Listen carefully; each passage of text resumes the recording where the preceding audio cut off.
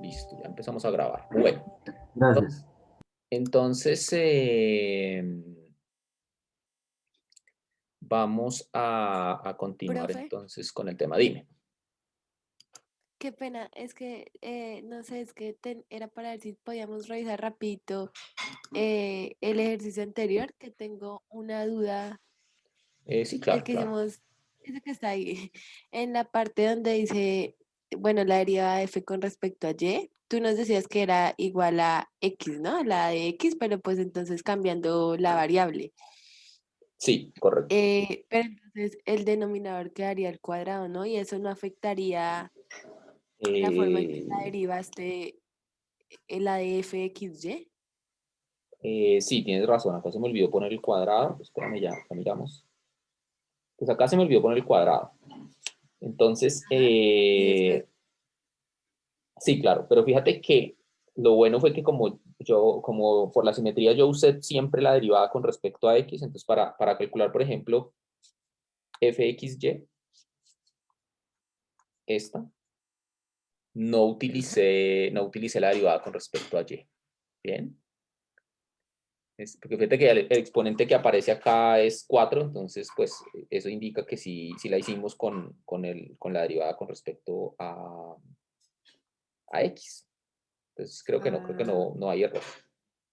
listo, profe. Muchas gracias. Listo.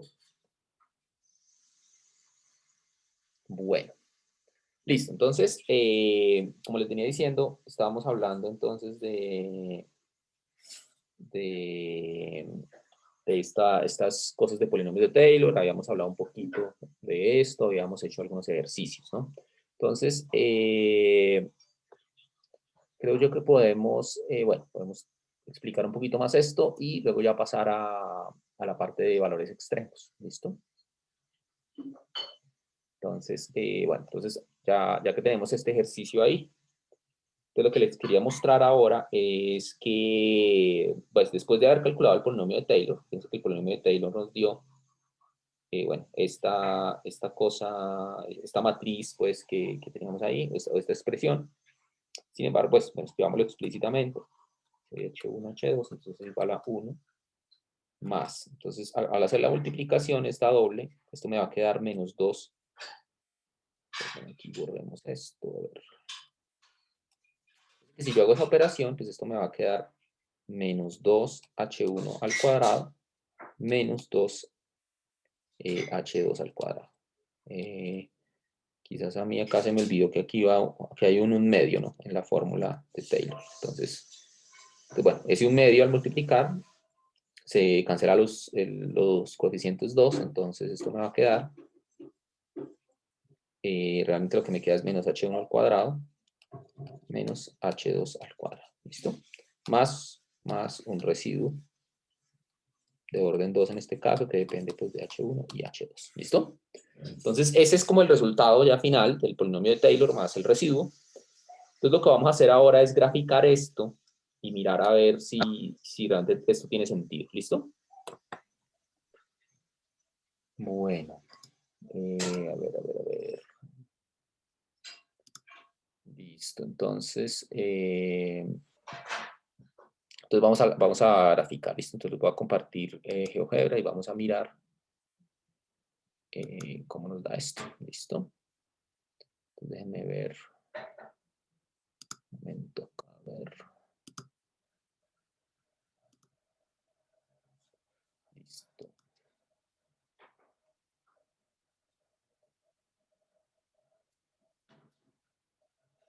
Bueno, entonces ahí ustedes deben estar viendo mi pantalla. Vamos a ver, pongamos acá.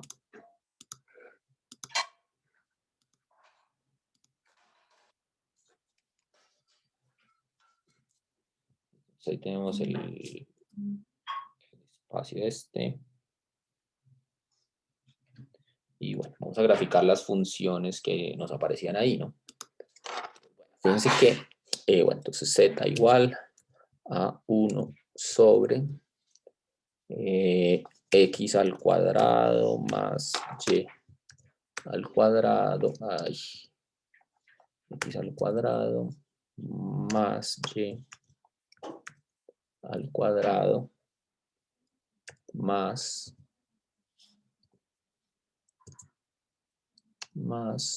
1. ¿Listo? Esta es la gráfica de la función original. Así que ahí es casi un plano, pero bueno, a medida que... Oye, me acerqué demasiado. A medida que nos acercamos al 0, pues tiene como una montaña ahí, ¿no? Entonces fíjense que ya aquí gráficamente uno puede ver que este punto, el punto cuando x y y son 0 y z es 1, este puntico de acá arriba, es un máximo, ¿no? Es decir, que es el máximo valor que alcanza la función. Ese valor es un máximo. Y eso, pues tiene que ver con el polinomio de Taylor, porque fíjense que el polinomio de Taylor en este caso nos dio un paraboloide que abre hacia abajo, ¿no? Que eso era lo que habíamos hablado la vez pasada. Fíjense que si uno grafica acá el polinomio de Taylor, aquí en la misma, voy a graficarlo aquí en la misma, en el mismo R3, pues ese paraboloide nos dio entonces z igual a 1 menos x, bueno, h1 es como x, ¿no? Entonces x cuadrado menos y cuadrado.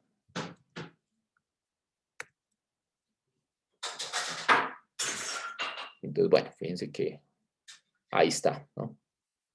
Entonces, fíjense que, bueno, la gráfica original, la gráfica de la función original es la azul, y la gráfica del polinomio de Taylor es el paraboloide, ¿no? El rojo. Entonces, fíjense, ahí está el paraboloide que abre hacia abajo y está la función, ambas coinciden en el punto, y la idea es que cerca del punto 0, 0, si yo me acerco mucho, bueno, cerca del punto, ambas funciones son muy, muy parecidas. O sea que uno puede usar la roja para aproximar la azul, ¿listo? Porque en principio la roja es más sencilla de entender, más sencilla de calcular que la azul, digamos, ¿no? Entonces, como que uno a medida que se acerca más, como que uno acerca a esto más y más, como que en algún momento las dos funciones, si uno se acerca lo suficiente, son casi que indistinguibles. Bueno, aquí ya esto se me fue. Bueno, no lo pude acercar más, pero bueno. El caso es que si están suficientemente cerca, como que las funciones son muy parecidas una a la otra, ¿no? O sea, digamos aquí alrededor del punto 0, 0, como que las dos funciones son prácticamente las mismas. Y la idea de esto entonces es que uno para estudiar máximos y mínimos lo puede hacer más fácilmente a partir del polinomio de Taylor que a partir de la función original, ¿listo? Esa es la idea fundamental. Y eso es lo que uno hace acá. Lo que uno hace acá, ¿no? Entonces como que uno va a cambiar el problema de calcularle los valores extremos, máximos y mínimos a la función, se los va a cambiar por encontrárselos al polinomio de Taylor. Con el polinomio de Taylor es más fácil porque uno solo necesita saber como los signos que hay acá. ¿Sí? Como que digamos, si ambos son negativos es porque tenemos un máximo, si ambos son positivos es porque tenemos un mínimo, y si tengo signos cambiados, uno positivo y uno negativo, es porque no hay ninguna de las dos. Y allá es lo que se llama tener un punto de silla, ¿listo? Entonces, eso era lo que yo les había dicho la vez pasada, lo recordamos una vez más, y aquí en la gráfica pues se ve muy claro, ¿no? O sea, la gráfica azul Profesor, está... Dígame. tengo la misma pregunta que Catalina. ¿Cómo halló la segunda ecuación? ¿Cómo que, perdón? ¿Cómo halló la segunda ecuación? La segunda ecuación, esta la hicimos ayer, ¿no? Ayer no, sino en la última clase. Fue con el polinomio de Taylor, las segundas derivadas, ¿sí? Esa Profe, fue la... pero es Dime. que, digamos, yo sí me enredé como en el último pedazo porque tengo acá abierta la clase, pero Sí. no sé cómo de eso último que tenemos, donde tenemos H1 y H2, podemos llegar a 1 menos x cuadrado menos y cuadrado. Listo. Entonces, bueno, entonces voy a quitar entonces la gráfica y ya volvemos a las notas, ¿listo? Pues bueno, dejo de compartir. Listo. Entonces voy a compartir otra vez las notas y ya miramos. Listo. Bueno, entonces, ¿cómo es que no pasa de la matemática? O sea, lo que entiendo yo es que es claro hasta la línea...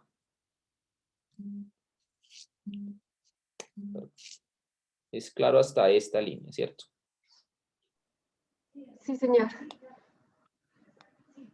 Perdónenme un momento que esto se me...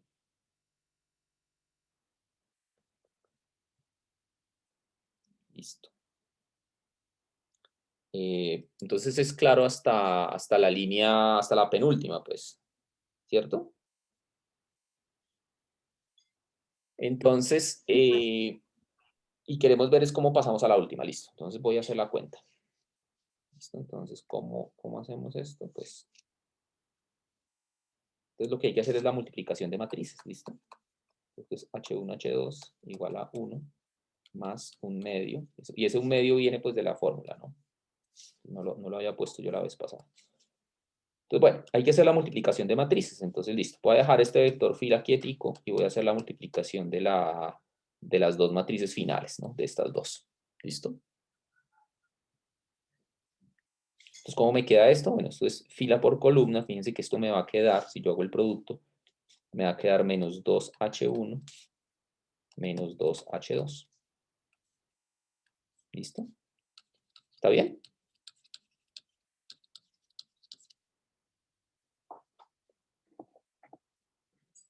¿Sí? ¿Es claro hasta ahí? Sí, señor. Listo. Y entonces, ¿cómo nos queda esto? Esto me queda f de H1, H2 es igual a 1 más un medio. Y entonces ahora multiplico esa vector fila por vector columna. Fíjense que eso es como hacer el producto punto realmente. Si esto es como hacer este por este. Entonces, ¿eso cómo me queda? Entonces me queda menos 2H1 al cuadrado menos 2H2 al cuadrado. ¿Listo? Porque es como fila por columna.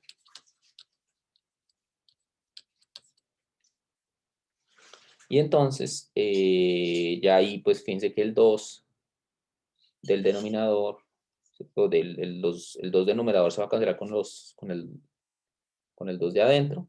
Y esto me va a quedar 1 menos H1 al cuadrado menos H2 al cuadrado más el residuo. ¿Sí? Bien, hasta ahí estamos claros. Sí, profe, todo claro hasta ahí. Listo, entonces, ¿qué pasa? Entonces, ¿qué fue lo que hicimos en la gráfica? Entonces, en la gráfica yo me voy a olvidar de este residuo. Esto lo olvido. Y lo que hice fue graficar las dos funciones. Graficar la función original, la función inicial, que era 1 sobre x cuadrado más y cuadrado más 1, que es esta que voy a señalar acá en azul. Y el polinomio de Taylor, que el polinomio de Taylor es este. Este es el polinomio de Taylor. ¿Listo? Entonces ahí lo que se ve en la gráfica es que en la cercanía del punto, ambas cosas, la función y el polinomio de Taylor, se parecen muchísimo. Entonces como que uno lo que hace es, para efectos de calcular máximos y mínimos,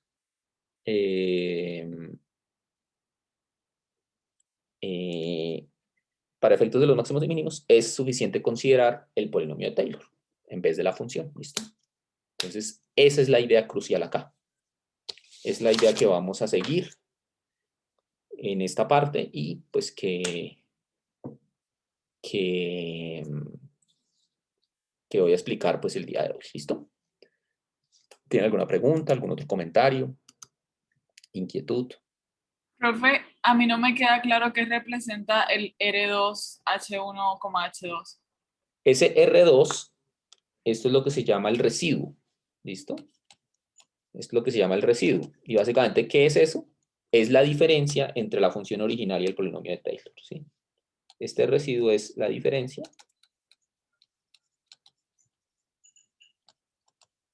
entre el polinomio de Taylor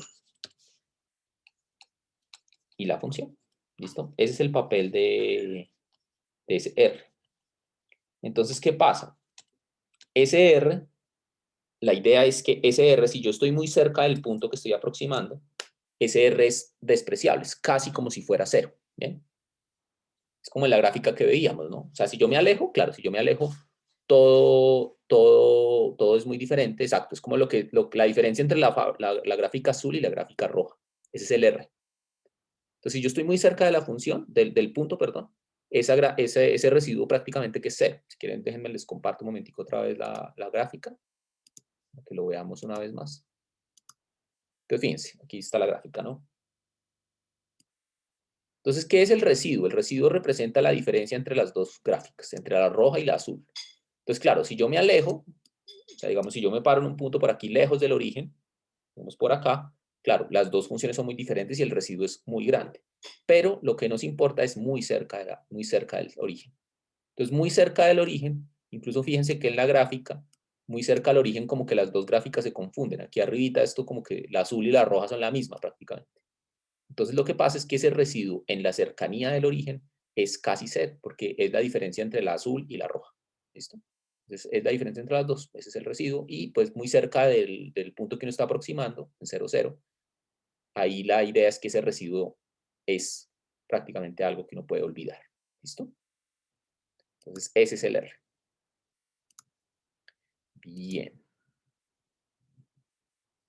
Listo, muchachos. Entonces, esa es la idea, básicamente. Eso es lo que uno tiene que tener claro de toda esta parte, de los polinomios de Taylor y todo eso, es que en la cercanía del punto uno puede aproximar usando el polinomio de Taylor.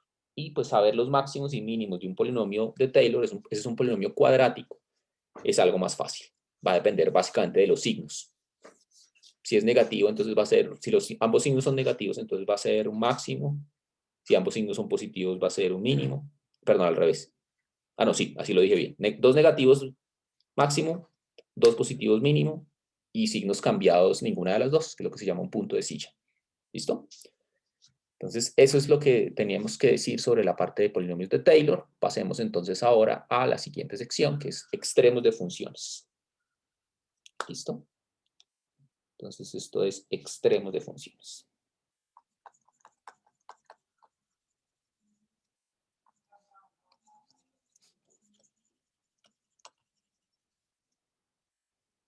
Extremos de funciones.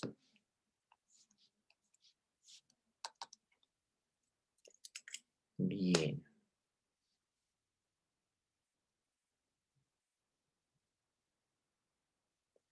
Listo. Entonces, primero pues definamos formalmente lo que son máximos y mínimos. ¿Listo? Entonces,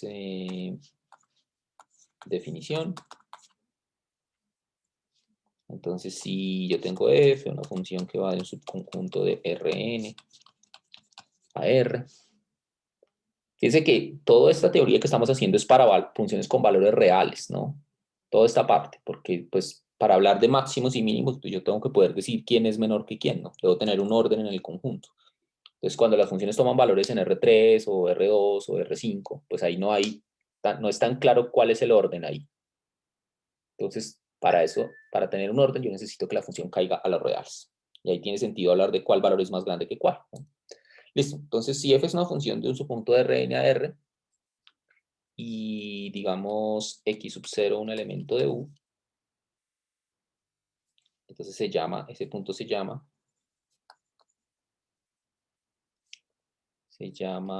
un mínimo local.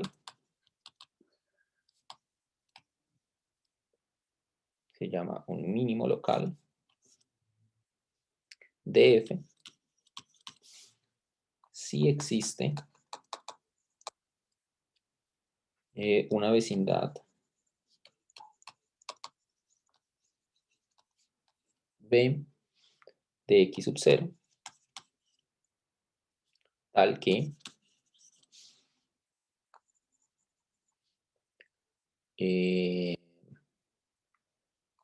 para todos los puntos en B, la función, para todos los puntos x, digamos vector, cada x sub 0 también es un vector, para todos los puntos x en B, entonces f de x es mayor o igual que f de x sub 0, ¿no? Esa sería la definición de mínimo. Mínimo local, ¿no? O sea, lo que dice esto es que puede que no sea mínimo en todo Rn, pero al menos cerca del punto, cerca de x sub 0, sí es el mínimo. O sea, cerca de x sub 0 es cuando dice vecindad, en la cercanía del punto x sub 0, el x sub 0 sí es un máximo, ¿no? Sí es un mínimo, perdón. O sea, todos los valores están por debajo del valor de x sub 0. ¿Listo? De la misma manera, máximo local, ¿no? Entonces, análogamente,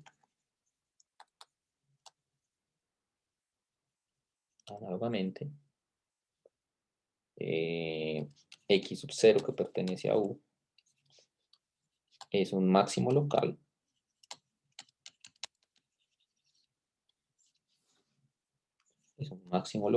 si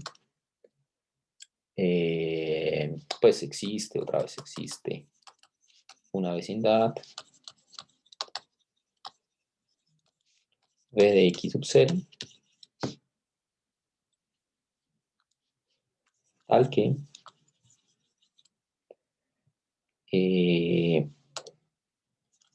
para todos los puntos x en B, lo contrario, ¿no? Entonces que f de x siempre está por debajo de f de x sub 0. Eso sería lo que es un máximo local. Un máximo local, ¿listo? Máximo local, mínimo local. Entonces, bueno, pues en general un punto de ese estilo se llama un extremo local, ¿no? Entonces, digamos, a ver. Entonces, si x sub 0 en u es un extremo local, es un máximo o mínimo local, es un máximo o mínimo local, se llama un extremo local. Esto es lo que se llama un extremo local. Cuando hablemos de valores extremos, eso es pues simplemente un máximo o un mínimo local. ¿Listo? Bueno, finalmente, una definición más. X sub 0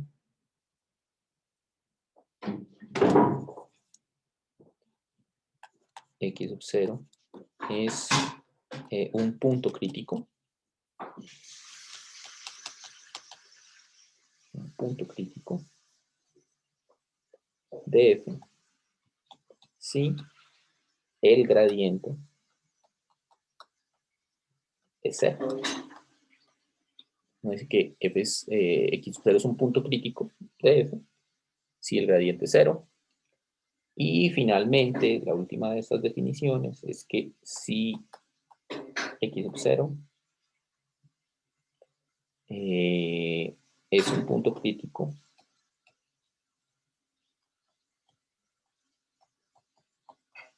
que no es extremo local, entonces se llama punto de silla.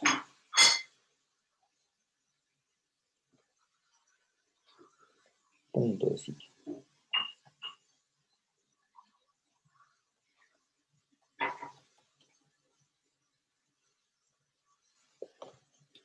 Punto de silla. Bien.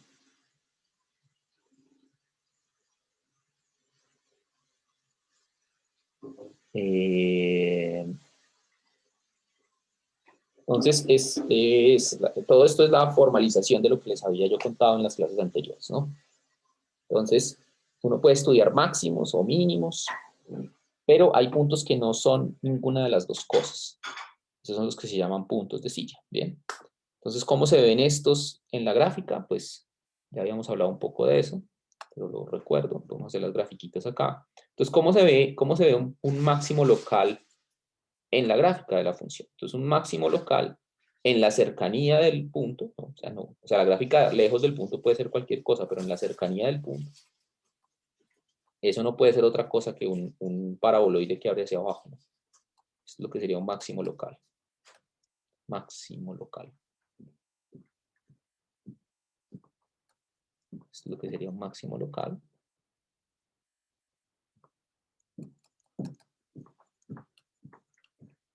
¿Cómo sería un mínimo local? Entonces un mínimo local es algo que se ve en la cercanía del punto como un paraboloide que abre hacia arriba.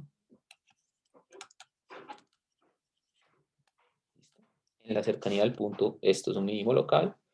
Y el punto de silla puede tener varias caras, pero uno puede pensarlo como algo que se ve localmente, como, o en la cercanía del punto, pues, como una silla de montar.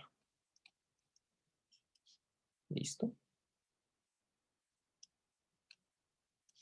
Este sería lo que, más o menos algo, una forma como parecida a esta es lo que podría ser en la cercanía de un punto de silla. ¿Listo? Bien. Entonces ahí tenemos tres tipos de puntos críticos. Uno son los máximos, los mínimos y los puntos de silla. Cada uno pues tiene sus características que lo determinan. ¿Listo? Entonces, ¿qué pasa? Entonces, ¿qué es lo que vamos a hacer nosotros ahora? Pues lo que vamos a hacer nosotros ahora es utilizar los polinomios de Taylor para determinar cuando uno tiene puntos críticos de funciones, cuando ellos son máximos, cuando son mínimos o cuando son puntos de silla. ¿Listo? Entonces uno puede usar los polinomios de Taylor para eso. Entonces, bueno, lo primero es pues hacer la teoría paralela a como la hace uno en cálculo diferencial. ¿Listo?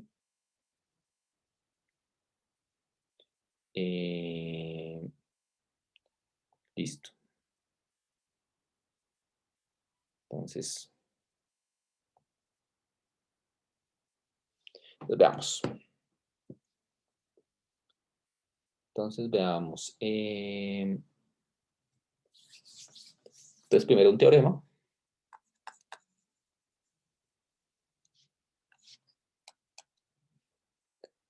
Entonces, el teorema me dice lo siguiente. Me dice que si x sub 0, un elemento en U, es un extremo local,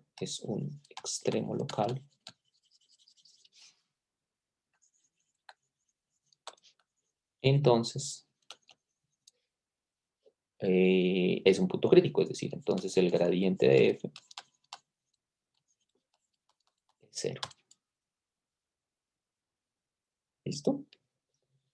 Eso es como algo parecido a lo que uno hace cuando lo hace en cálculo diferencial, ¿no? Que si uno tiene un máximo o un mínimo de una función, pues entonces la derivada es 0, ¿no? Entonces aquí uno pues demuestra lo mismo, ¿no? Entonces demostrémoslo. Entonces demostración. Supongamos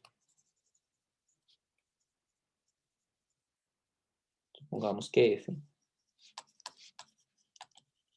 tiene un máximo local en x sub 0. ¿Listo? Por ejemplo, un máximo. Si lo hacemos con el mínimo, pues es muy parecido. Máximo local en un punto x sub 0. ¿Listo?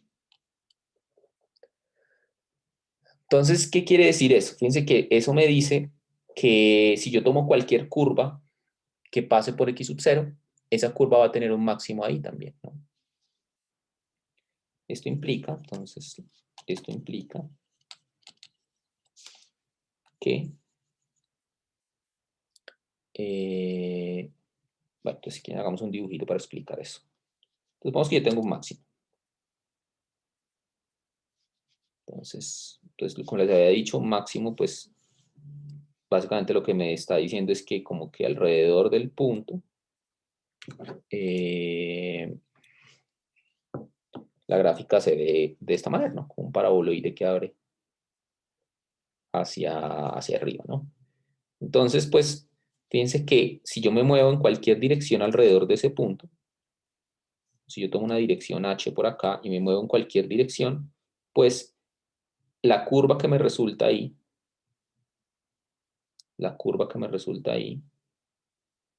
pues también va a ser, esa curva va a tener un máximo ahí en ese valor, ¿no? ¿Listo?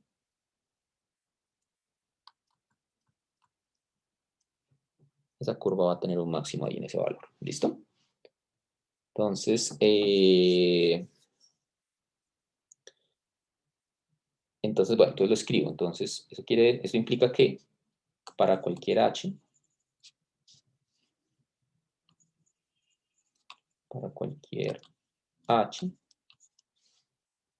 la curva g de t igual a f de, digamos, x sub 0 más t veces h. Ustedes recuerdan, esta era la forma en que uno calculaba o definía las derivadas direccionales. Básicamente esa curva es la que yo pinté aquí en azul, esto es g de t. Y el t, pues lo que me está diciendo es como básicamente que yo voy recorriendo la curva así. Okay. Voy por acá y en t igual a 0 estoy en el punto en cuestión. Es el punto x sub 0. Y pues ahí sigo, ¿no? Entonces básicamente eso es lo que me dice el t, ¿no? Listo, entonces esto quiere decir que la curva g de t igual a esto tiene un máximo en máximo local, ¿no? Local.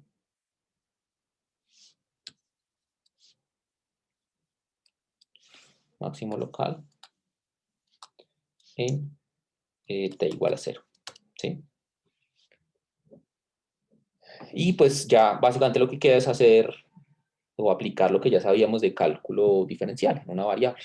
Entonces, por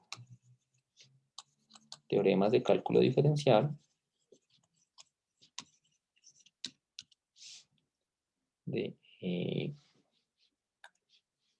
¿dónde está esto? Por teoremas de cálculo diferencial, cuando uno tiene un máximo local en cálculo diferencial, pues la derivada es 0. ¿Sí? Eso uno lo ve en el curso de cálculo, ¿no? Pero, pues también sabíamos, sabemos que pues g' de 0 es también, esto es la derivada direccional.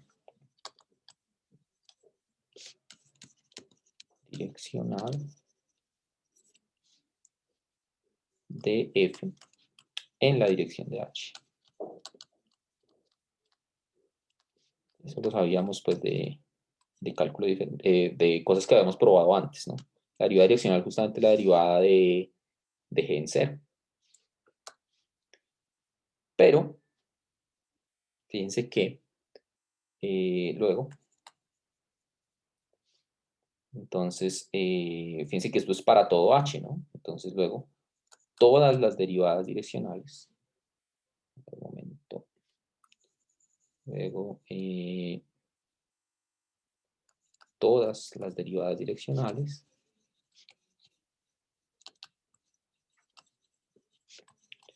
de f en x sub 0 son 0, ¿no? Es lo que hemos demostrado, pues acabamos de ver, ¿no? O sea, todas las derivadas direccionales son 0, pero pues si todas las derivadas direccionales son 0, el gradiente tiene que ser 0. Porque el gradiente justamente está formado por las derivadas en dos direcciones, en la dirección de x y en la dirección de y. Entonces, luego, el gradiente de f en el punto x sub 0 tiene que ser el vector 0. ¿Listo? Y pues eso era lo que queríamos demostrar. Bien, ¿es claro esto? ¿Una pregunta, Profe, comentario? no me quedó muy claro. O sea, esa última parte me confundí un poco. Listo. Entonces, ¿qué pasa? Fíjense que, digamos que es eso de que g' sea 0, fíjense que este g lo puedo pensar como la curva de esta negrita que estaba acá, ¿no? Entonces, eso quiere decir que todas las derivadas, o sea, como g' de 0 es 0, eso quiere decir que todas las derivadas parciales son 0, ¿no? Perdón, aquí, a ver.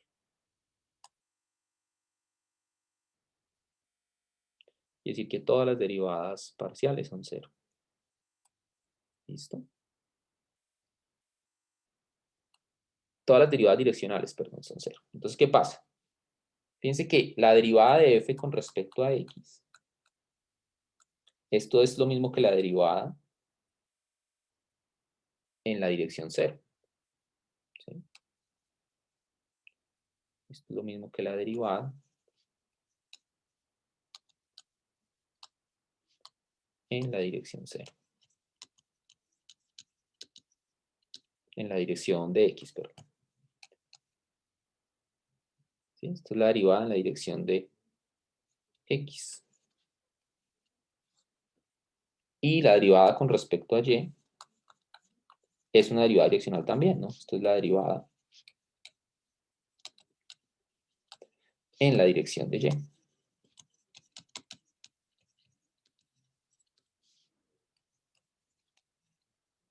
De x y y, ¿no? La derivada en la dirección de x y la derivada en la dirección de y. Entonces, como todas las derivadas direccionales son 0, en particular las derivadas en la dirección de x y en la dirección de y son 0. Entonces, lo que me dice es que esto es 0 y esto es 0. Luego, pues, ¿qué pasa con el gradiente? Fíjense que, bueno, esto es evaluado en x sub 0, ¿no? Esto es evaluado en el vector x sub 0. Luego, eso quiere decir que el gradiente de f en x sub 0, que recordemos estaba definido como la derivada de f con respecto a x en x sub 0, la derivada de f con respecto a y en x sub 0. Entonces, como el gradiente está definido en términos de esas dos derivadas parciales, pues ya mostramos que ellas son 0 ambas. ¿Listo? Entonces, de ahí es que viene, entonces, que el gradiente es 0, que era lo que queríamos demostrar. ¿Está bien? Listo, listo, profe. Muchísimas gracias. Listo. Entonces, bueno.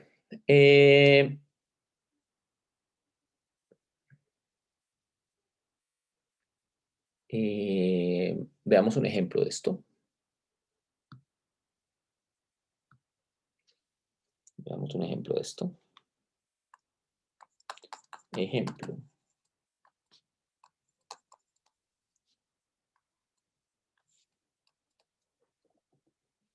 Hallar todos los puntos críticos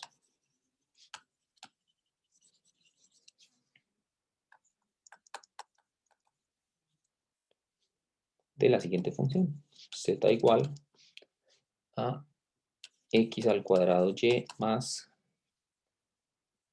y cuadrado x. ¿Listo?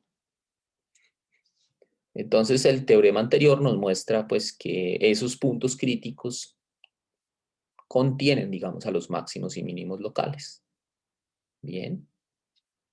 Entonces, bueno, calculémoslos. Entonces, ¿cómo calculo yo los puntos críticos de esa función? Tengo que mirar cuándo el gradiente es 0 y resolver las ecuaciones, ¿no? Entonces, pues, bueno, debemos ver cuándo el gradiente de z es 0. ¿Listo? Cuando el gradiente de esa función z, en este caso, es 0. Entonces, bueno, pues derivemos. Derivada de z. Derivada de z con respecto a x. Entonces derivo esto con respecto a x, me da 2xy más y cuadrado, esto tiene que ser 0. Y también la derivada de z con respecto a y, esto tiene que ser 0. Entonces esto me queda x cuadrado más 2xy. Entonces, ¿cuáles son los puntos críticos? Son todas las soluciones de ese sistema 2×2. Bien. Entonces, pues bueno, hay varias maneras de abordar este problema. Una manera es pues igualar las dos ecuaciones. Ambas están igualadas a 0, entonces puedo igualar. Entonces, por ejemplo, igualando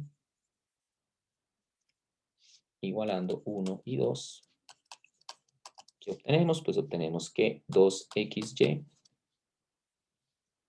más y cuadrado es igual a x cuadrado más 2xy. Y entonces ahí pues las componentes xy se anulan a ambos lados. Chin. Y esto me queda y cuadrado igual a x cuadrado. Podemos sacar raíz y al sacar raíz pues me queda que y es más o menos x, ¿no? Recuerden, la raíz cuadrada pues tiene dos signos, ¿no? Entonces hay que tenerlos en cuenta. Ya, no puedo olvidar del menos, ¿no? Y bueno, pues esto lo puedo sustituir en alguna de las dos, por ejemplo en la ecuación 1. Entonces sustituyendo en la ecuación 1 que nos da, entonces esto nos da 2, bueno, hay que sustituir ambas, ¿no? O sea, estamos sustituyendo, por ejemplo, y igual a x, ¿no? Entonces, si yo sustituyo y igual a x, entonces me queda 2x cuadrado más x cuadrado igual a 0. Y esto pues puedo factorizar x al cuadrado, o puedo despejarla, perdón. Entonces me queda x cuadrado igual a, bueno, 3x cuadrado igual a 0, y entonces x igual a 0. Y si x es igual a 0, pues como y es más o menos x, entonces me da que y es igual a 0. Eso es con y igual a x, ¿no? ¿Qué pasa si yo ahora sustituyo y igual a menos x? Y igual a lo mismo, ¿no? Me dice que si yo sustituyo y igual a menos x, entonces me queda menos 2x cuadrado más y cuadrado, perdón, más x cuadrado otra vez. Igual a 0, pues otra vez me queda menos x cuadrado igual a 0, es decir, x igual a 0, y igual a 0. Entonces, pues, al final de cuentas, fíjense que hago tanto todas las sustituciones posibles, a lo que no va a llegar es a que x y y son 0. Entonces, hay un solo punto crítico. Hay un solo punto crítico.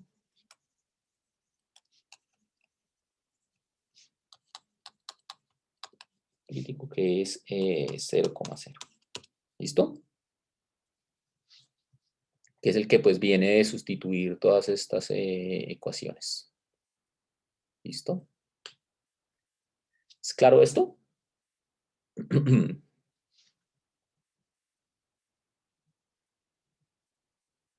Sí, profe, claro. Listo.